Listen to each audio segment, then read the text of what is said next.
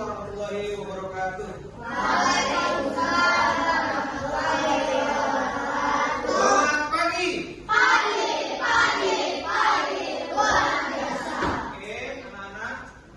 Hari ini kita akan melanjutkan pelajaran kita terkait dengan coding dan kecerdasan artifisial. Adapun anak-anak hari ini akan berpikir 4 metode berpikir komputasional. Jadi sama-sama mari kita simak langkah-langkah dalam 4 metode berpikir komputasional. Tapi sebelumnya Bapak ingin bertanya, apakah anak-anak pernah melakukan sesuatu yang berurutan seperti berwudu? Apakah pernah melakukan berwudu sebelum sholat? Langkah-langkahnya sudah ingat kan? Itu adalah langkah-langkah atau urutan dalam berpikir komputasional yang dimulai dengan pertama apa? Mencuci. Kemudian sampai dengan terakhir itu kita melangkah yang berurutan. Oke, Bapak akan tampilkan materi yang akan Bapak sampaikan.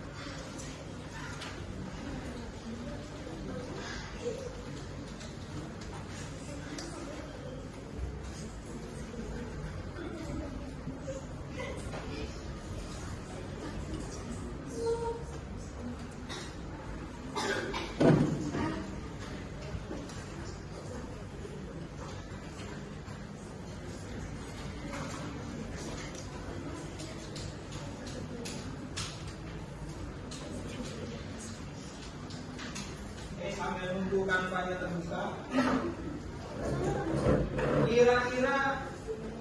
kira-kira anak-anak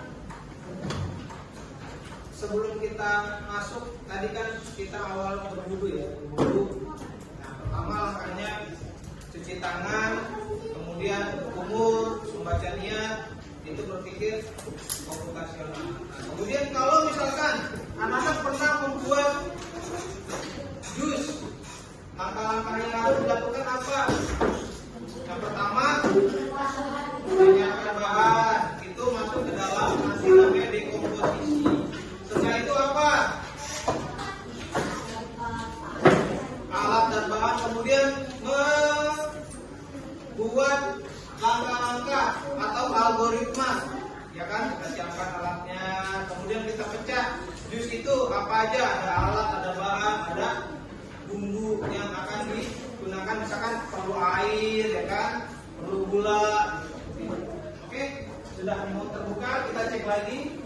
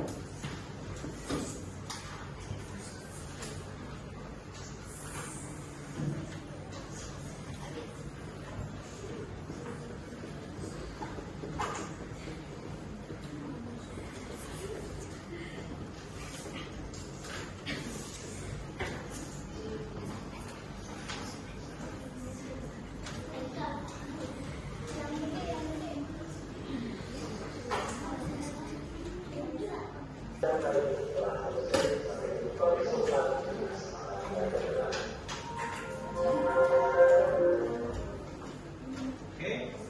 lanjutkan ya. Materi hari ini yaitu konsep berpikir komputasional.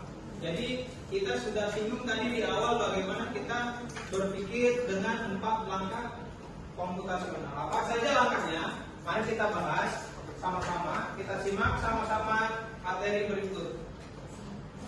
Tapi sebelumnya, tujuan pembelajaran hari ini yaitu siswa dapat mengidentifikasi satu aspek masalah sederhana dalam kehidupan sehari-hari.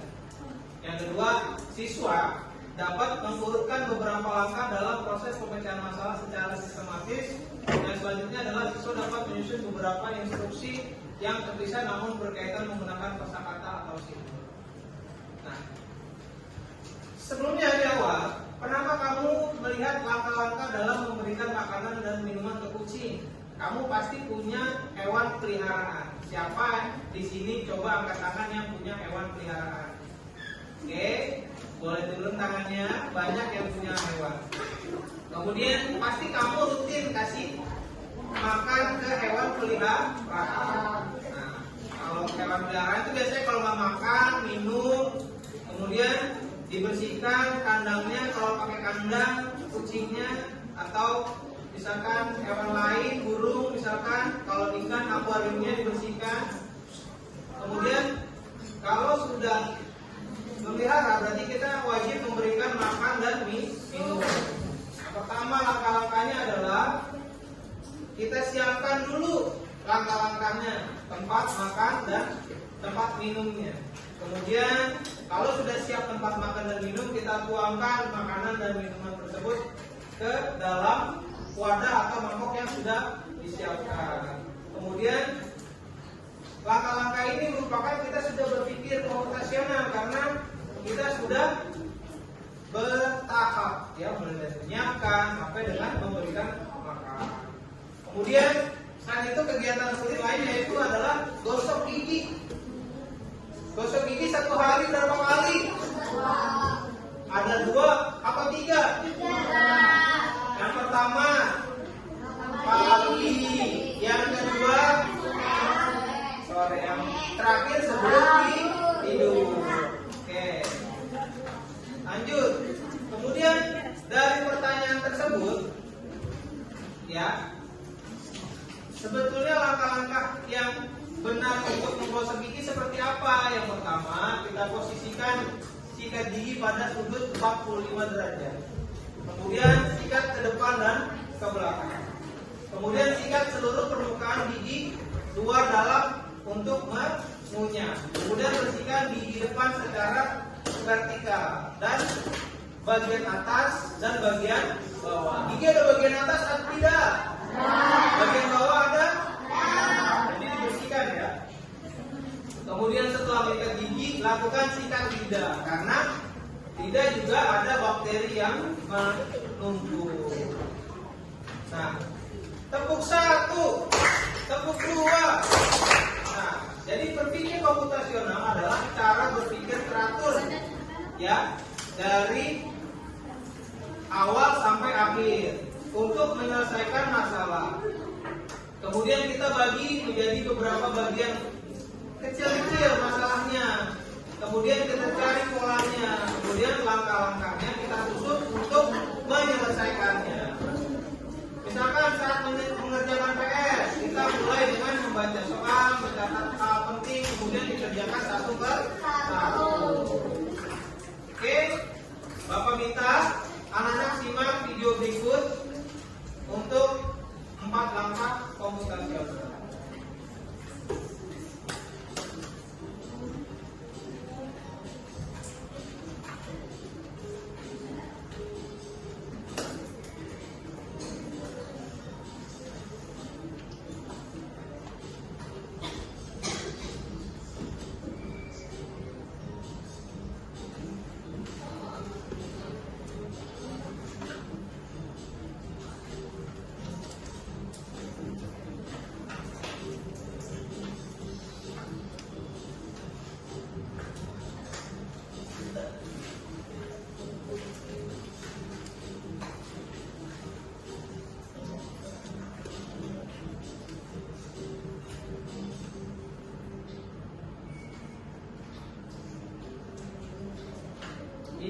dekomposisi ya. Jadi langkah-langkahnya dekomposisi seperti apa? Kita bagi masalah itu menjadi langkah-langkah lebih sederhana atau lebih prinsipil. Ini kalau tugasnya adalah merapikan tempat tidur atau ruang kamar. Ya, yang kotor bagian mana saja kamu bisa telaah, kamu pecahkan.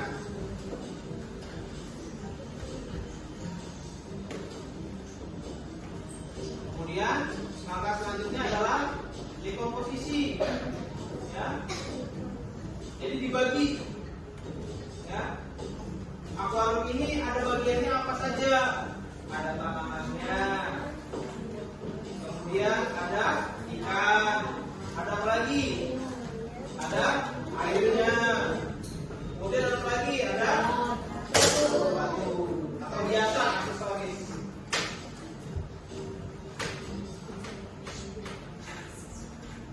Lanjut. Nah, ini manfaatnya ya. Dengan dekomposisi kamu dapat menguraikan masalah yang rumit menjadi masalah yang lebih mudah, sehingga mudah dipecahkan. Kemudian pengenalan pola. Pola adalah sesuatu yang terus berulang dan memiliki keteraturan. Oke, kayak kamu kan bangun pagi, berangkat sekolah, sarapan, sebelum berangkat sekolah, pulang ke rumah. Nah, ini polanya nih ya. Nanti dikenali. Kemudian dari pola-pola ini kita bisa mengenali, oh ini setelah ini untuk memudahkan memecahkan masalah.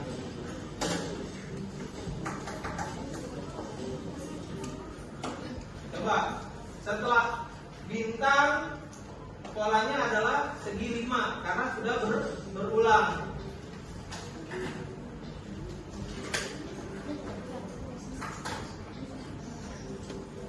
Nah, ini contoh sederhananya ya. Kalau ingin membuat burung dengan kertas origami, pertama teknik pelipatnya menjadi 2, kemudian dibagi lagi sampai menjadi burung.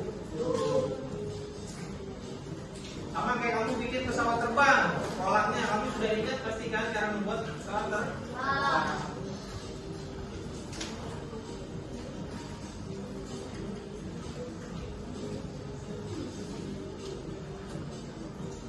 Nah, ini manfaat mengenali pola, maka dapat mempermudah dan memprediksi setelah ini apa yang akan muncul. Selanjutnya abstraksi, jadi membuang hal-hal yang tidak penting. Pada saat belajar tetap fokus, jadi jangan menghiraukan yang tidak penting. Jadi misalkan masalahnya kamu harus membuat origami, ya kan? Yang perlu kamu pikirkan adalah langkah-langkahnya. Kamu membuat apa origaminya, gitu kan?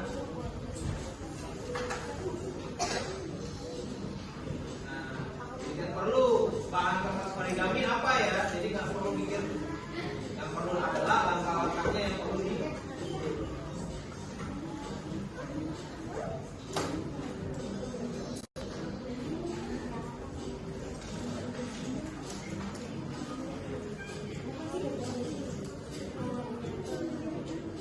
Kemudian algoritma, baru kita susun langkah-langkahnya. Langkah-langkahnya adalah untuk menyelesaikan masalah dari awal sampai akhir. Setelah sudah tahu pertamanya dekomposisi, kemudian abstraksi, kemudian pengenalan pola, nah, baru kita susun algoritma. Jadi bagaimana contoh algoritma dalam kehidupan sehari-hari adalah langkah-langkah yang dilakukan untuk merapikan tempat tidur. Langkah yang pertama, turunlah dari tempat tidur. Yang kedua, rapikan spray. Yang ketiga, tepuk-tepuklah bantal dan guling. Yang keempat, letakkan bantal dan guling dengan rapi. Yang kelima, lipat selimut. Ada lagi tidak kira-kira? Nanti disesuaikan dengan rumah masing-masing ya. Nah, manfaatnya dengan menyusun langkah-langkah penyelesaian secara urut dan rinci, kita dapat menyelesaikan masalah dengan tepat, dengan teratur. Manfaatnya adalah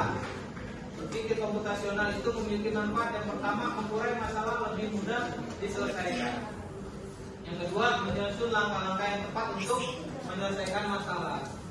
Yang ketiga, mengenali pola masalah sehingga dapat memprediksi penyelesaian dengan cepat.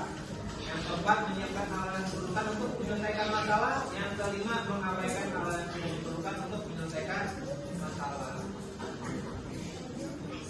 Nah, oke, udah selesai ya. Jadi kita sudah tahu tadi bagaimana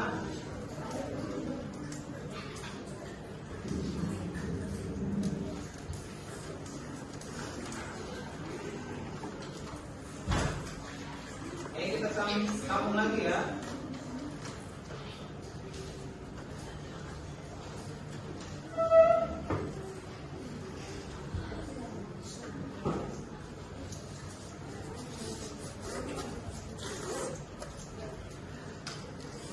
Nah, tadi kita sudah mengenal 4 langkah berpikir komputasional. Yang pertama, dekomposisi. Apa tadi dekomposisi? Memecah masalah menjadi bagian-bagian kecil untuk mempermudah. Yang kedua, pengenalan pola. Jadi ada polanya. Yang pertama, segi 5, kemudian bintang, kemudian apa lagi? Segi 5 lagi, kemudian bintang lagi, kemudian yang selanjutnya adalah bintang. Kenapa bintang? Karena pola sebelumnya sudah berubah. Kemudian abstraksi tadi. Contohnya, tidak usah berpikir yang tidak penting seperti itu ya. Jadi tidak penting tuh membuat origami tanpa harus kita fokus aja. Jadi membuat origami tanpa harus memikirkan ini kertas origami siapa yang buat, kemudian bahannya dari apa, itu tidak perlu. Kemudian algoritma, kita susun langkah-langkahnya tadi ya. Kita sudah lihat. Nah, ini tadi ya penjelasannya. Dekomposisi, memecah masalah menjadi bagian kecil. Yang selanjutnya pengenalan pola, mencari pola atau persamaan yang ada dalam masalah tersebut. Yang selanjutnya abstraksi, fokus pada hal yang penting dan abaikan yang tidak penting. Yang keempat, algoritma. Nah, oke. Kita sampai pada aktivitas kelompok. Jadi Bapak punya tugas per kelompok. Jadi Bapak punya lembar kerja yang akan Bapak bagikan per kelompok. Ya. Jadi nanti masing-masing kelompok akan mendapat 4 tugas sesuai dengan anggotanya. Ya, jadi nanti kita buat aktivitas per kelompok. Oke. Nanti akan Bapak bagikan LKPD-nya per kelompok ya, masing-masing mendapat 4 tugas. Ya, 2, 3, 4. 1.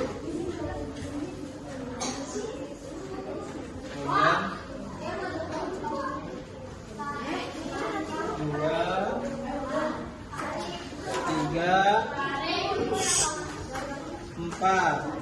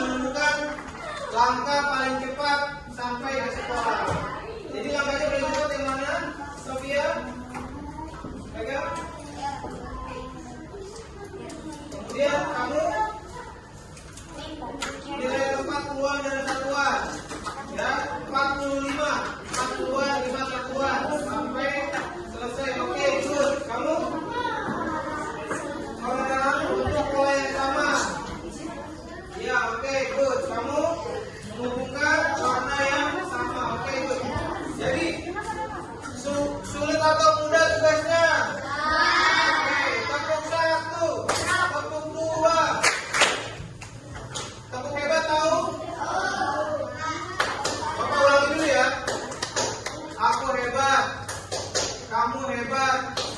Kita hebat. Semua hebat. Hebat.